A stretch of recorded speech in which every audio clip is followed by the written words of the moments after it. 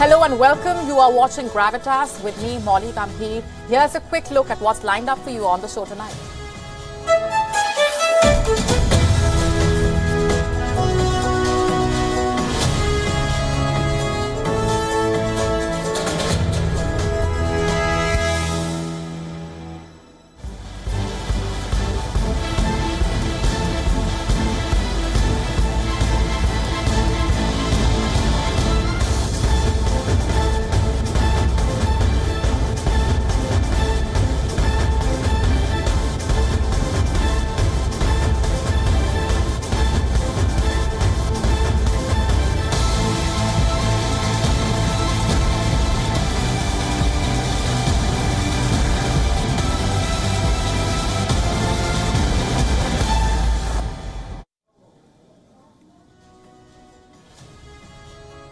Our cover story tonight is about a major development in the Russia-Ukraine war. It is a development that comes with far-reaching consequences and implications and could dramatically change the course of this war.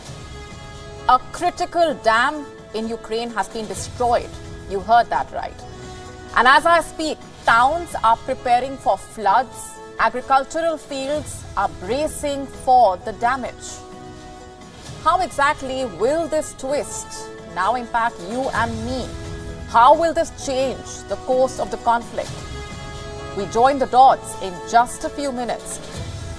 Also on the show for you tonight, we tell you all about China's mystery bomb. It is a Gravitas special report. Warnings from experts are growing more serious.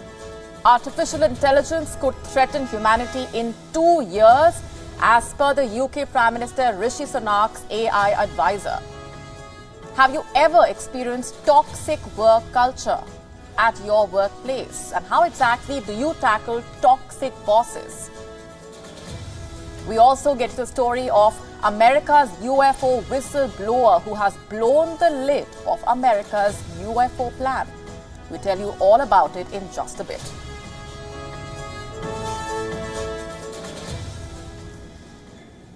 When it rains, it pours. It's not raining in Ukraine yet, but there is water just about everywhere. Houses are flooded, streets are flooded, people are being forced to flee their land. What really happened? How did things reach this point? A dam was destroyed in Ukraine.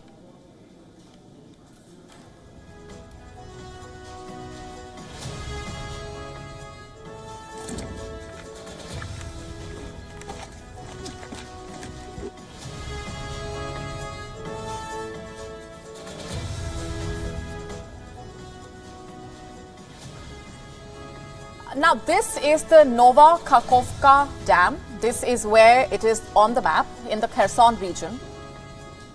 Kakhovka is Ukraine's 5th largest dam. It dates back to the Soviet era. And this dam was built in the year 1956, to be specific. It is 30 meters tall, some 3.2 kilometers long. This dam provides water to South Ukraine, or at least it used to. What this dam also did was provide water to cool the reactors of the Zaporizhzhia nuclear power plant. And we have been telling you all about this nuclear power plant and how it is a security and an existential risk to not just Ukraine or Russia, but also to wider Europe. Time for the big question now. Who really destroyed this dam? Now, there are contradictory claims, much like everything else in this war, and we will get to that in a bit. First, let's just try and understand what you see on your screen. What do these images really mean? In a nutshell, they mean higher food prices, inflation. Even for you. You may be living thousands of miles away from this dam, but its death will end up bleeding your pockets. Ukraine, remember, is among the world's top 5 grain suppliers. It supplies wheat to countries as far as Bangladesh, Pakistan, Malaysia, and Egypt. Sri Lanka imports maize from Ukraine, as does Israel. Even China, Portugal, Libya, among others. India, for that matter, imports sunflower oil from Ukraine. So does Qatar, the UAE, Kenya, Taiwan. And the destruction of this dam is going to affect all of these countries and all the others dependent on Ukraine. Let me just remind you that Ukraine's agricultural fields account for 9% of the global wheat exports, 15% of maize, 44% of sunflower oil. So what happens to these food crops when there isn't enough water to irrigate them? They die. And then the supply chain collapses. And before you know it, there's the impact in your kitchens. You see, the destruction of this dam has triggered this domino effect, and it also stands to impact the production of 80% of vegetables and fruits in Ukraine, a lot of which, by the way, are exported to parts of Europe. And I'm talking about basics like tomatoes, eggplants, peppers, cucumbers, peaches, grapes. This dam would help irrigate their fields, and now, without this dam, growing this produce will be impossible. And why do I say that? Because the parts of Ukraine in which these fruits and vegetables are grown receives just about 400 millimeters of rain each year, which is not enough to farm. And what's worse, restoring this dam could take anything between 5 to 10 years. 5 to 10 years. So essentially what we are staring at is yet another humanitarian disaster. And the question is this Russia blowing up yet another of Ukraine's critical infrastructure? Here's why else I use the word critical. This dam, like I mentioned earlier, provides water for cooling the nuclear reactors at the Zaporizhia power plant. The power plant still contains tens of thousands of kilograms of radioactive material. In case the cooling process stops, the nuclear fuel will start melting, which will then create high pressure, resulting in an explosion. And what happens following an explosion? A nuclear leak. The explosion will give rise to invisible radioactive clouds. They could travel anywhere depending on the weather. Those in the path will suffer from radiation poisoning and be at risk of developing cancer. The UN's nuclear watchdog is bracing for the worst case scenario. The International Atomic Energy Agency, or the IAEA, has sent out a message to Ukraine and Russia asking the two sides to spare Zaporizhia's cooling pond. The IAEA wants to ensure that the pond has enough water to cool the nuclear reactors for at least some months. And this pond, by the way, is located very close to the now broken dam.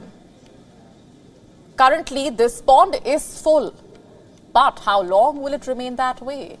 That is hard to say at this point. The flooding that resulted from the dam's destruction puts at risk some 16,000 odd people. 8 settlements in the region are already flooded. Ukraine wants the dam destruction to be investigated as a war crime, even ecocide.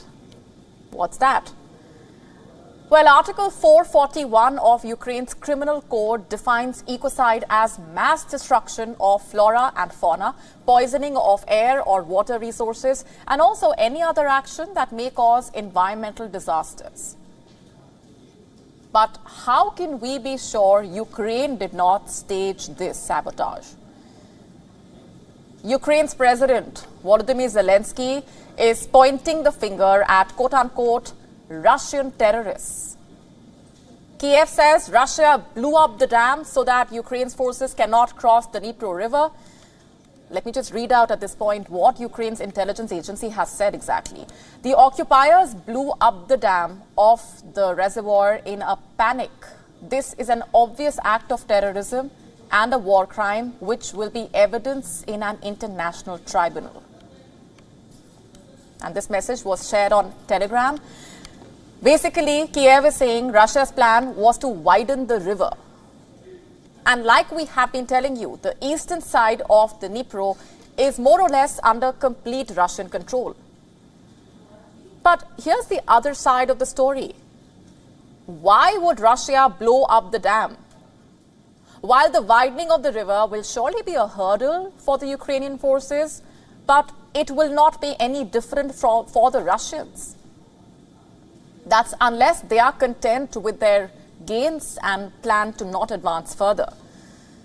That said, destruction of the dam also means water supply issues for Crimea and other regions upstream of the Dnipro. Did Russia think it will get away with this crisis? What is Russia saying? Well, Moscow claims Ukraine blew up the dam with Storm Shadow missiles, the same ones that Britain sent. The Russia-installed mayor of Kherson, Vladimir Saldo, claims Kiev is trying to distract the world from its quote-unquote failures of the counter-offensive. What failures? Asked the Wagner boss. Remember Yevgeny Prigozhin? Well, he has been missing from TV screens since handing over Bakhmut to the Russian forces. And today, he made headlines once again with yet another attack on Russia's defense ministry. Well, the Wagner boss says Russia's claims of thwarting Ukraine's counteroffensive are nothing but quote-unquote wild fantasies. That's right. He said, and I'm quoting, to destroy 1,500 people, it must be such a massacre. Within one day, over 150 kilometers. One hell of a massacre. Therefore, I think that these are just some wild fantasies. Is Wagner a liar, or has he exposed the truth to power? We will, of course, tell you once we have an answer.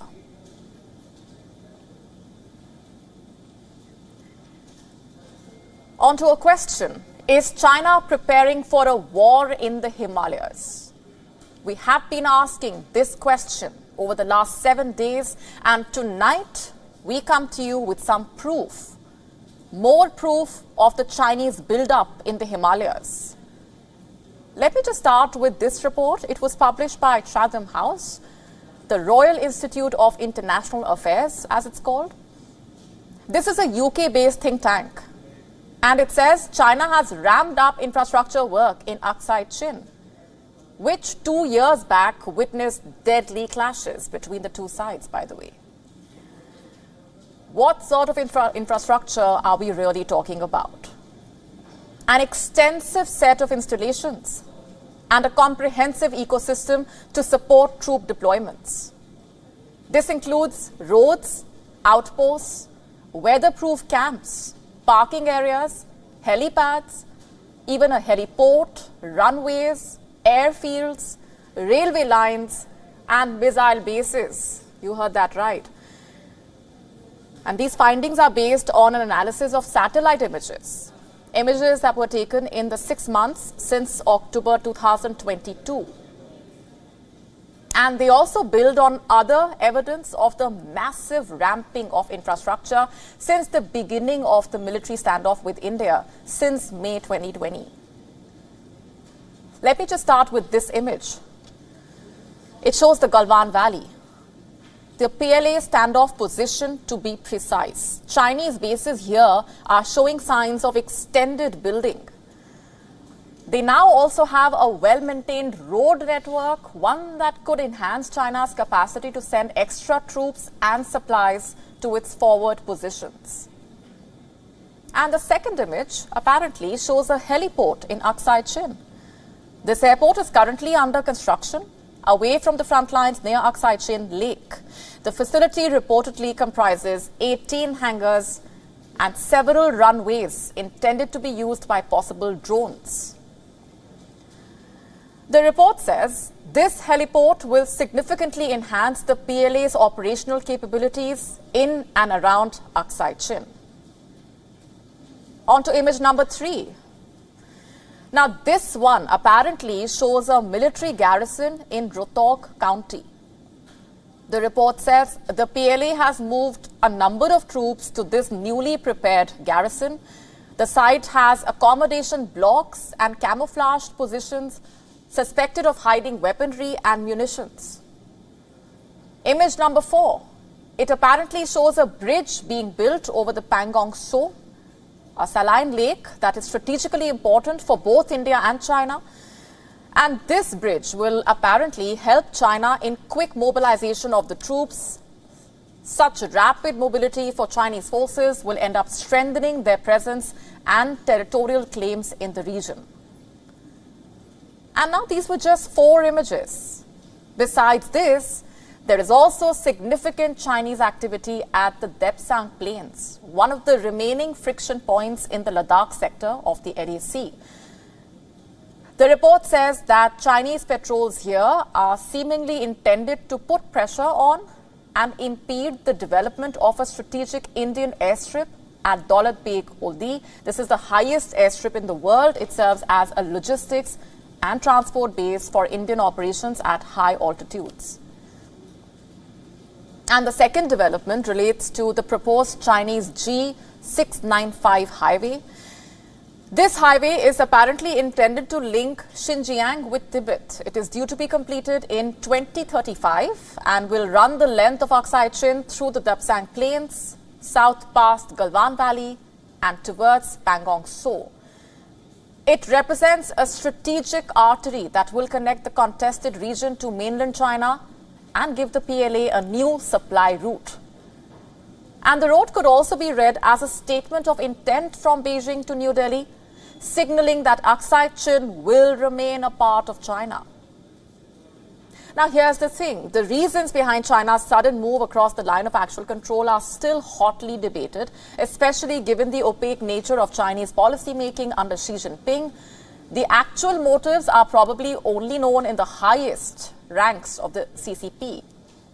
And we hope they're also aware that India is prepared to take on the dragon up front. And staying with China, border infrastructure is not the only thing that the country is investing in.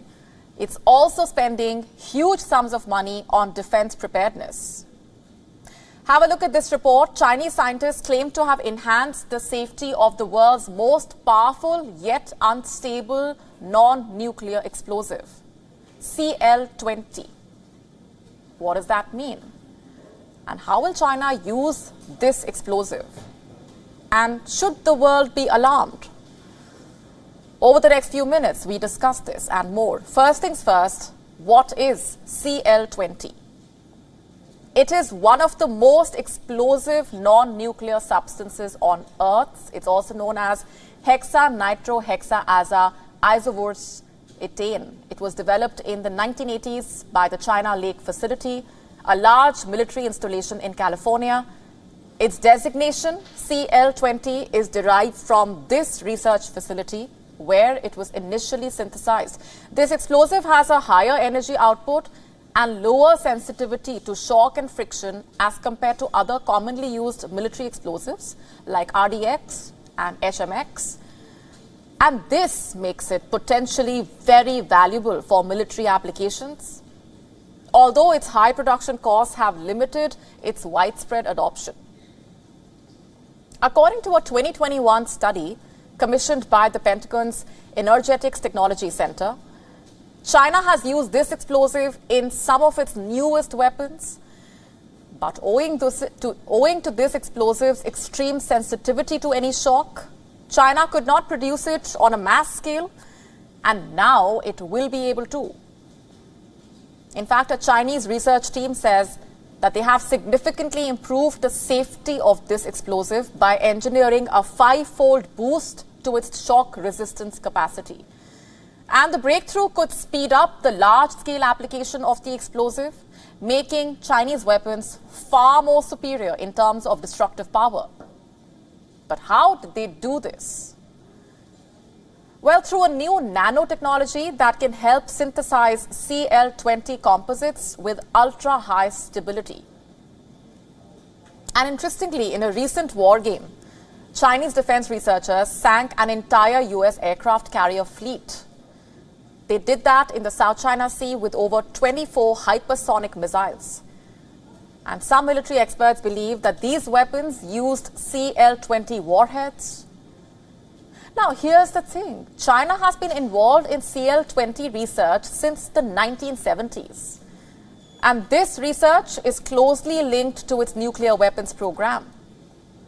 In fact, according to some state media reports in recent years, more powerful explosives can reduce the size of nuclear weapons and allow intercontinental ballistic missiles to travel further.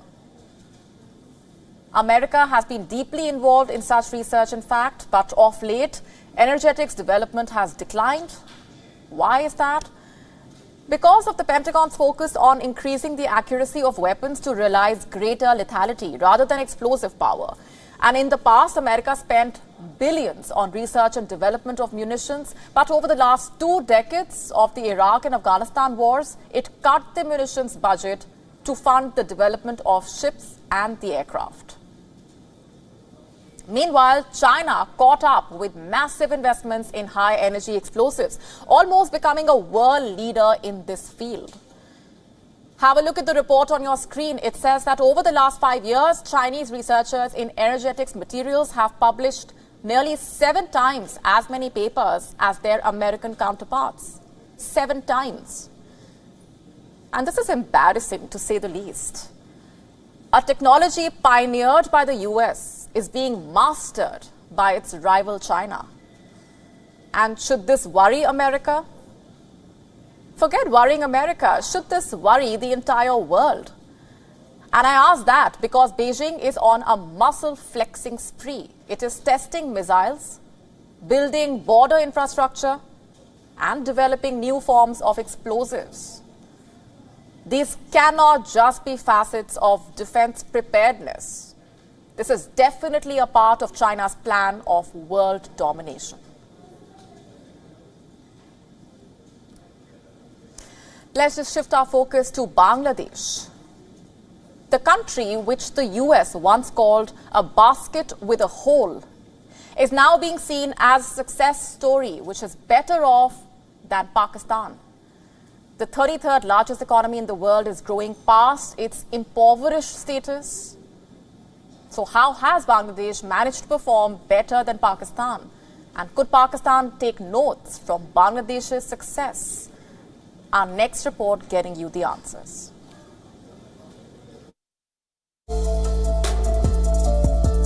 Bangladesh is 52 years old, while Pakistan came into being 74 years ago. And how far have they come so far? Well, Bangladesh has performed remarkably in various fields despite a series of struggles. It has overtaken Pakistan in every matrix. We are not only talking about GDP growth or forex reserves. Bangladesh has beaten Pakistan in the passport index, literacy ratio, microcredit financing, and also women empowerment. The nation has shown immense growth in its GDP. The so-called basket with a hole has over 4 folds of Pakistan's GDP. Bangladesh has a GDP growth rate of 7.9% compared to Pakistan's 1.5%. This year, Bangladesh surpassed Pakistan's GDP by nearly 80%. Now let's look at the foreign exchange reserves. Bangladesh's forex reserves stand at nearly $41 billion, whereas debt-ridden Pakistan's reserves lie low at nearly $20 billion. Pakistan has also been beaten in the defense budget sector. Pakistan has touched nearly 4% in defense expenditures. Bangladesh has settled its expenditure at 1.9%. In 2021, Bangladesh had a defense budget of $4.8 billion, whereas Pakistan had a budget bumped up to $11.3 billion. There is one sector where you would think Pakistan would do well, the cotton growing industry, but it has failed in that as well. Bangladesh seems to be mastering the field. Dhaka has boosted its ready-made garment exports to $35 billion per year, and despite being a cotton-growing country, Pakistan has not been able to go beyond $10 billion. The situation is getting worse for Pakistan. The country is now importing cotton. Reports say it is unable to make use of its agricultural resources due to the government's lack of innovation and commitment. Apart from these fields, there are many more sectors where Pakistan has been embarrassingly beaten. Bangladesh is leveling up in the cost of living. crime levels, population, and even the legal system.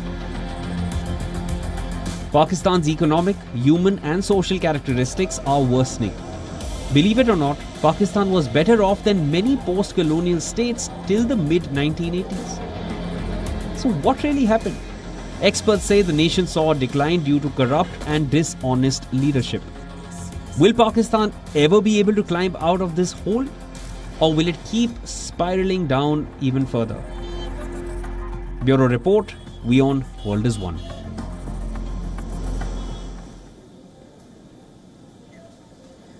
The clock is ticking, doomsday is near, and it could arrive in just 2 years from now. And who would pull the trigger, you wonder? Well, not us human beings, but something that we ourselves have created. Artificial intelligence could threaten humanity, and I'm not the one who's saying that. Experts have been issuing stark warnings that have become more serious with each passing day. The latest one comes from the British Prime Minister Rishi Sunak's tech advisor, the artificial intelligence advisor. What Matt Clifford has said sounds like a statement straight out of a sci-fi movie.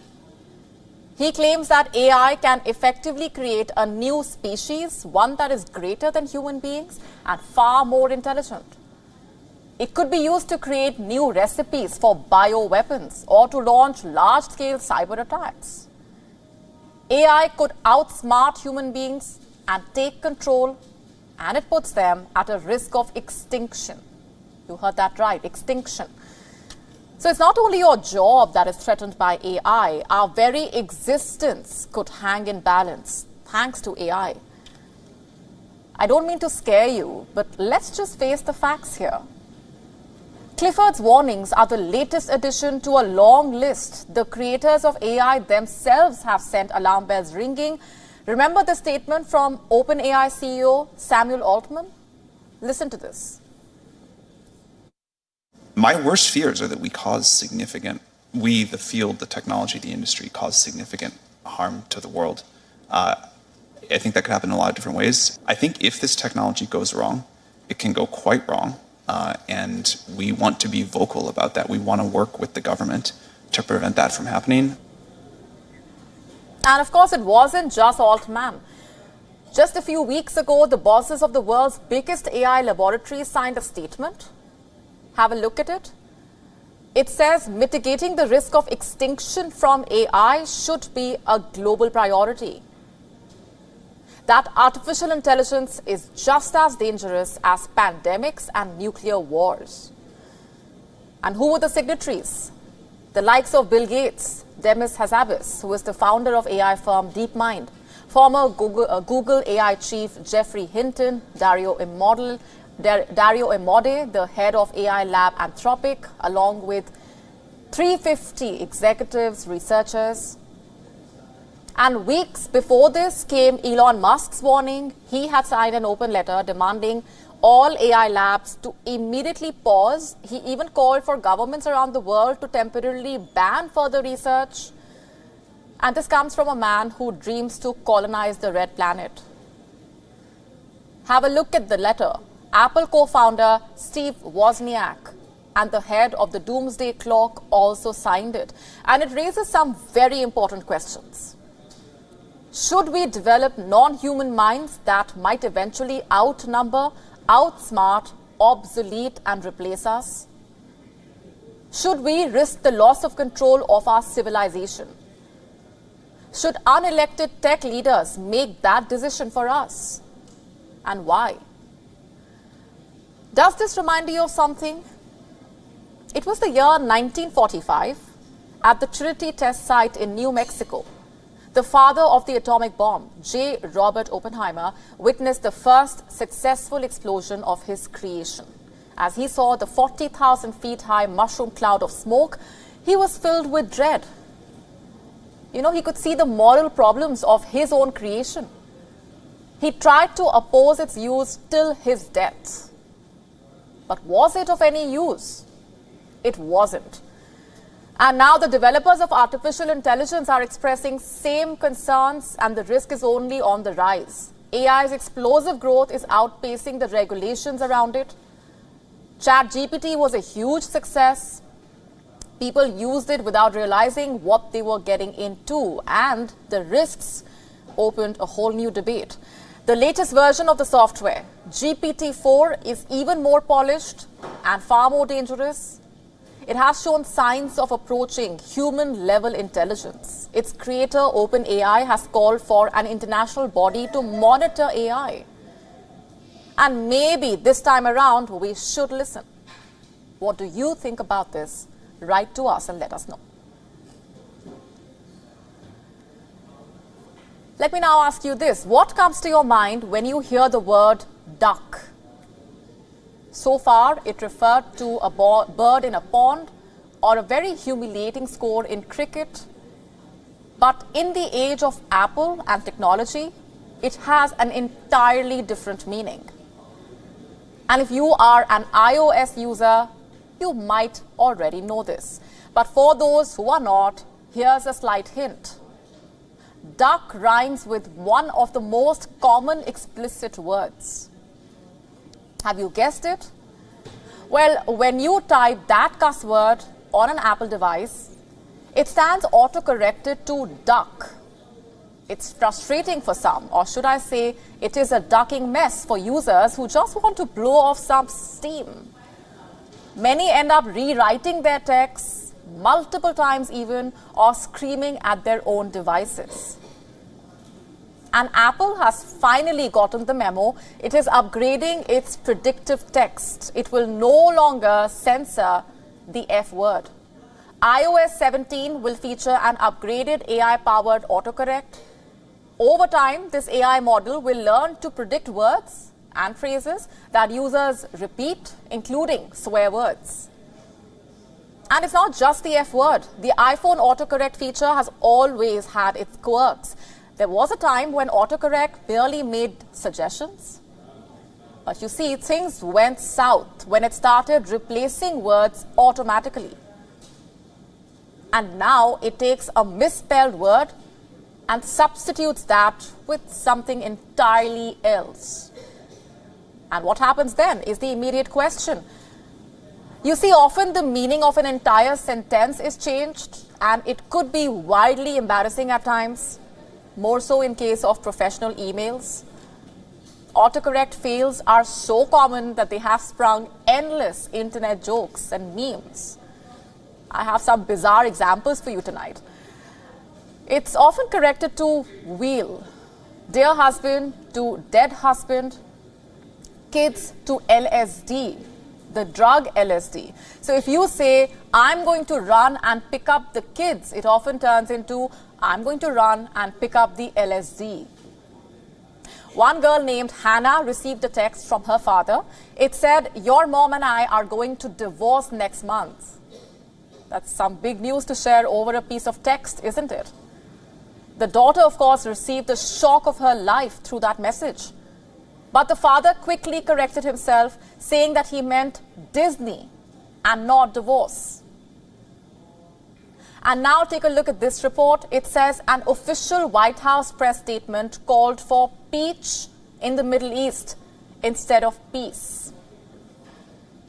A lot of our professional communication, in fact, includes quick-fire typing on tiny screens. Experts say mistyped words can make you lose credibility quicker than anything else can. And autocorrect is not helping the cause, by the way. Look at this one. A person was seeking a job interview, but in their text, speaking was autocorrected to sleeping. Can you imagine this person's embarrassment levels? Virtually every aspect of smartphones has improved over the years, but autocorrect seems to be stuck.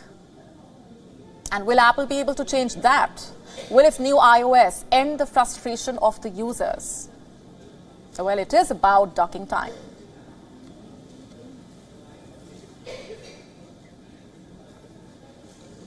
And from that, let's just talk about what's expected to happen in a decade from now. India is set to replace China as the high-flying geese.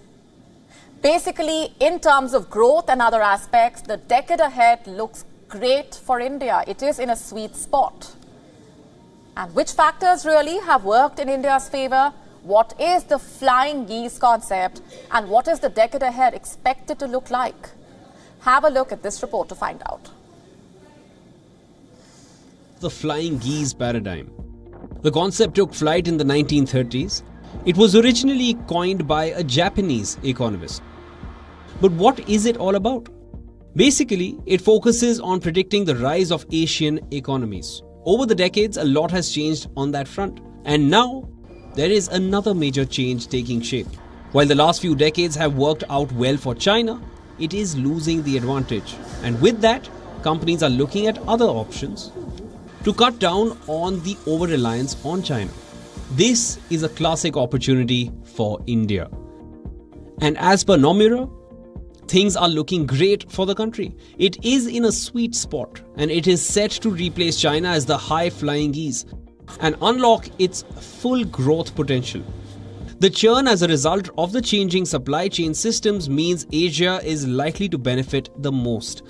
Led by India and ASEAN, according to the agency, structural reforms undertaken by the Indian policymakers in recent years, along with higher allocation towards capital expenditure, should help India's GDP growth reach around 6.6% per annum over the medium term. And support the rupee. India has already grown at a faster rate than other major economies in the world since the turn of the pandemic. With the Indian government placing a lot of emphasis on infrastructure development and becoming a lot more strategic around project execution, it has positioned itself well. According to the agency, there are reasons to remain optimistic that infrastructure spending and execution will accelerate in the medium term, particularly in India, Indonesia and the Philippines.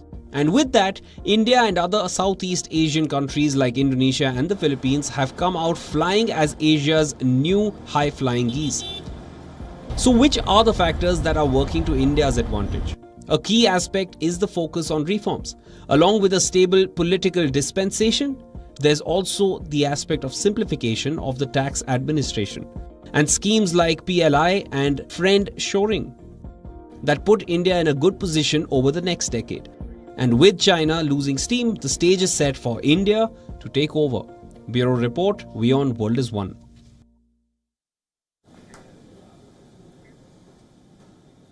Have you experienced what it's like to be in a toxic work environment? Imagine going to work and your boss comes at you all guns blazing. You expected constructive feedback for your work, but your senior instead starts abusing you. A similar instance was recorded in a video call that involved banking officials. An official is seen shouting at his colleagues for low sales figures, and that video has gone viral. First things first, let's just talk about what office spaces are supposed to look like. An employee works to grow and learn in an office space. A superior is meant to help them work on their skills and grow. But what can pull an employee away from their work is toxic work culture. And the incident involving an HDFC bank official is now making headlines. What really happened? In a video call meeting held by HDFC Bank's Kolkata branch, Pushpal Roy, the manager of the bank, was seen abusing his colleagues for not having good sales figures. The video of the meeting has been doing the rounds and has gained massive traction on social media. আর 9 তারিখে এখন অবধি 5টা savings একটা current 15টা তুই বললি sir 15টা করে savings এখন পাঠিয়েছি 5টা খুলছে কেন আমাকে কি ভেবেছিস 78 ডিসপ্যাচ করে দিয়েছি আজ 25টা স্মার্ট করবি 25টা সিওর কভার 25টা হেলথ কভার এই সামনে লেখ কাকে কি বলছি লেখ And what has the response been like? Well, HDFC has suspended the employee. An investigation has been launched against Pushpal Roy. The bank officials say that they have a zero tolerance policy for such misconduct. A service manager, in fact, wrote on social media that HDFC Bank cares. Well, if the bank truly cared about the employees, How did it not know about the toxic behavior in the meetings? And why did the bank suspend the employee only after this video had gone viral? Does the bank have more such employees is the immediate question. And you see, India is no stranger to toxic work culture. Earlier this year, a dental care brand posted pictures of an employee on social media. This was an appreciation post. And what was he being appreciated for? He worked for an entire month with close to no sleep. Social media users naturally were enraged. People called out the company for praising a toxic work culture. A social media user wrote that nobody would want to buy a product at the cost of another human being. Another person wrote that this was toxic work culture whitewashed as commitment. Earlier this year, a case regarding deaths caused due to toxic work culture reached the High Court. This came after an FIR was lodged against the director of a company. What happened?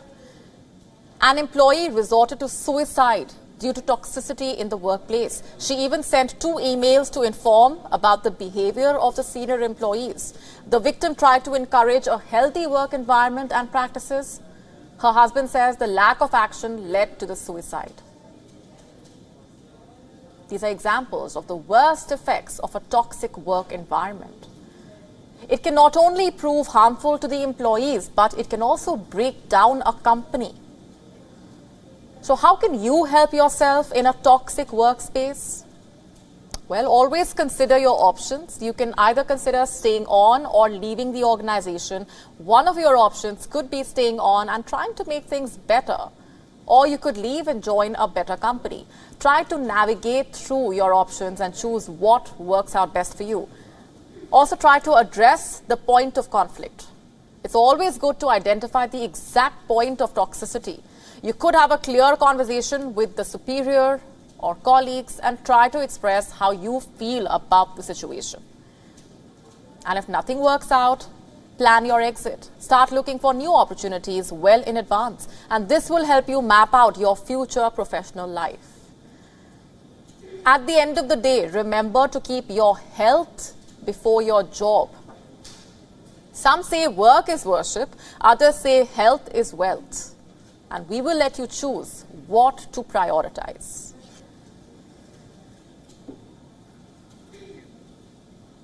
This story may sound like a conspiracy theory or a plot of a sci-fi movie, but it's happening for real.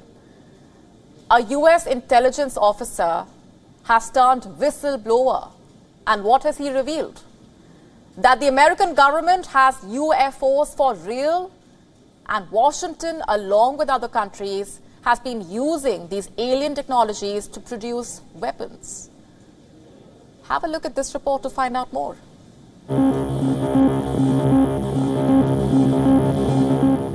Are we alone in the universe?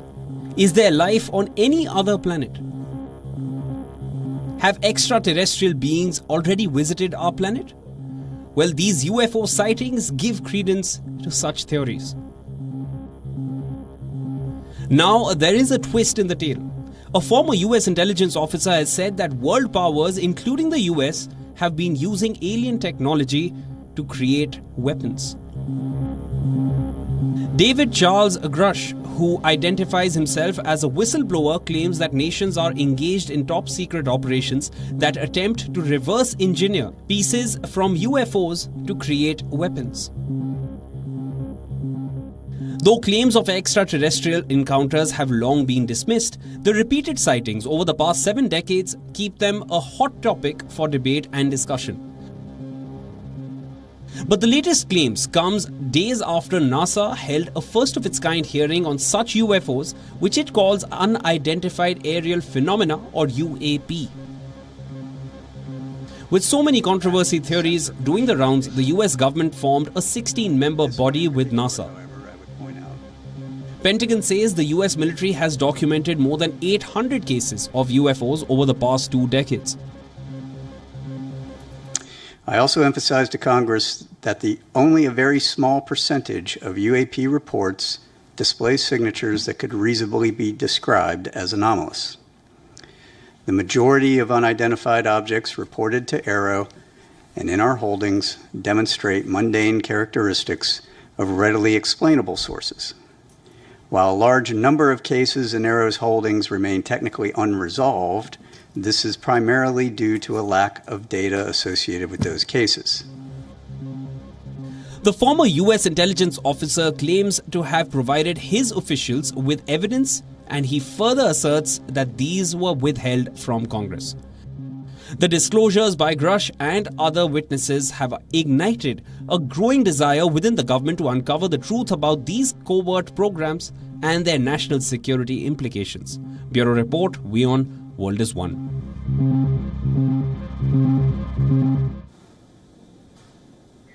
Let's now tell you what else made news around the world. Time for Gravitas Global Headlines.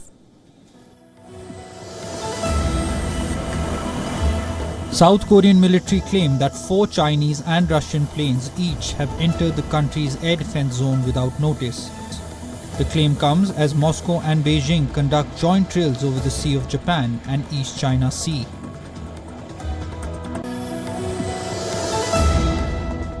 Iran has unveiled an intermediate-range ballistic missile capable of travelling at hypersonic speeds of up to 15 times the speed of sound. The acting governor of an Afghan province was killed by a suicide bomber, months after the region's police chief was killed in a similar attack claimed by the Islamic State group.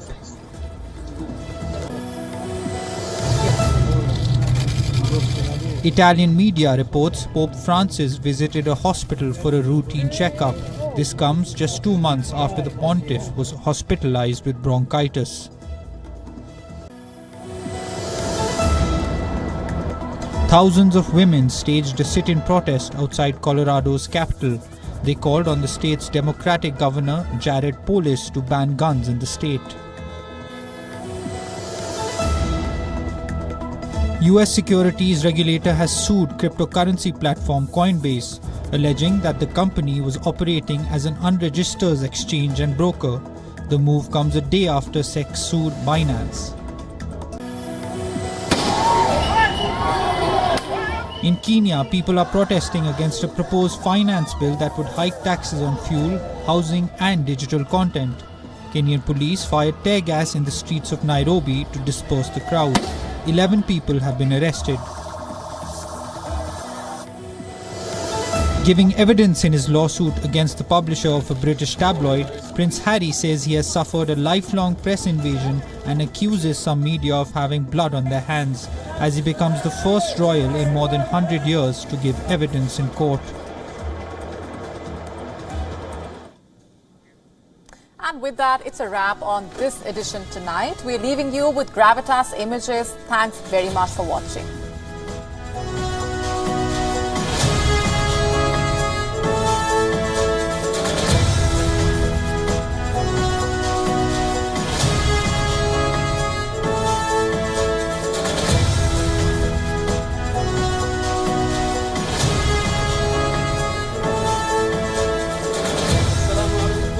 ورحمة الله وبركاته. هذا هو النحل اليمني. حياكم الله، تفضلوا غداكم جاهز.